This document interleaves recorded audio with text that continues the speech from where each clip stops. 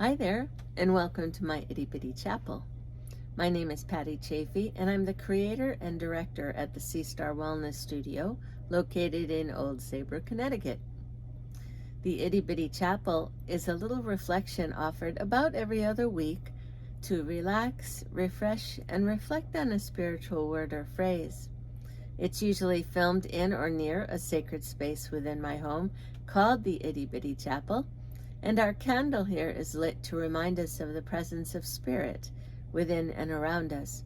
If you're so inclined to light a candle in your sacred space during these few minutes together, you can pause the video and feel free to do that now.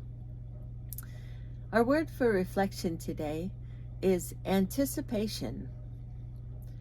A good restaurant just makes me giddy. I can go all day with anticipation, just knowing where I'm going to eat. Sometimes it's well planned, sometimes it's spontaneous. Either way works. Gail King. When I began thinking about this itty bitty chapel, I was watching a commercial fishing boat coming into Stonington Harbor with its day's catch. I am a wickedly curious sort, which probably made me a decent reporter back in the day. I could interview like the wind because I was genuinely curious about folks and their stories. I approached each assignment that way. But back to the harbor, I wondered what they'd caught. The coveted Stonington scallops? Lobsters? Or whatever fish were around? I wondered what their day was like. How tired they might have been after heading out in their early morning hours. I could feel a little anticipation just in the mystery of it all. When I started working on this, all I could hear was Carly Simon's Heinz Ketchup song, Anticipation. It's still ringing in my ears. But when I read Gail King's words, it made me think, yes, about the joy of not having to cook by dining out, but also about the anticipation of it that can come with something well planned or spontaneous. That was the surprise. I think I've more often thought of anticipation as something related to a plan. I do appreciate a good plan. Not planning makes me just a tad nervous. I kind of like knowing what to expect, not leaving much room for spontaneity. And yet, just the other night after dinner, I was dead tired, and Jim asked if I wanted to go to the pool. And I thought, well, not really. I'd rather just sit here and relax. But I love being in the pool, especially if it's empty, of people, not water. I gave in to his spontaneity and agreed to take my tired self over to the pool. I was rewarded with the sight of an empty pool just waiting for us to enjoy. I gave in to the spur of the moment activity, and it was good. Doing programs at Sea Star create a bit of a challenge in that way, as I plan a program and then need to surrender the entire thing to circumstances and God's goodwill. Gotta try to get out of the way and let Spirit take over. And sometimes that's easier than others. I am truly a work in progress. But I really appreciated that insight about that sense of anticipation coming to us in both ways, with things planned and unplanned.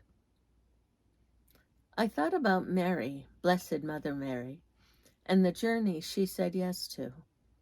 She must have had much apprehension, yet she said yes anyway to a journey filled with uncertainty. She is the patron saint at Sea Star. When I walk past her, I often reach out to touch the top of her head, as if to touch her is to rub off some of what makes her a guide for us in many ways. Or maybe I'm just letting her know I'm there. When I see the statue of her, I imagine what her message is to us on our own journeys, so full of uncertainty, so full of mystery, and yes, full of anticipation as we wait to see how Spirit will be present and guide us. Poet and novelist Stephen L. Peck wrote, "Anticipation is a gift. Perhaps there is none greater. Anticipation is born of hope. Indeed, it is hope's finest expression." Anticipation as hope's finest expression. I love that. It really is full of hope, isn't it? Hope for today, hope for things unseen, hope for tomorrow. Whatever today is for us, our human condition makes us mindful of tomorrow. Our full calendars urge us, hope-filled, into a new day. Perhaps our dreams are larger when life throws us a curve and changes feel monumental, and we don't know what will happen next. It can create anxiety instead of a great sense of anticipation, and sometimes both. The changes in life that throw us for a loop urge us to stop and reflect, maybe to consider new possibilities, but then maybe take a step forward to cross a bridge where, through trust and God's wisdom, we can be hopeful for a new direction, even when we don't know exactly what might be on the other side. Where in your life do you sense anticipation?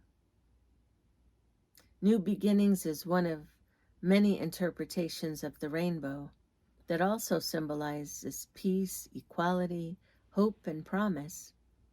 We can look at these times in life with a sense of anticipation, as Gail said, whether it's planned or a serendipitous surprise. I promise to keep you in prayer every day of this hope-filled life. And if this message spoke to you in some way, feel free to share it with others. And until next time, may God bless you in every way you need. Namaste.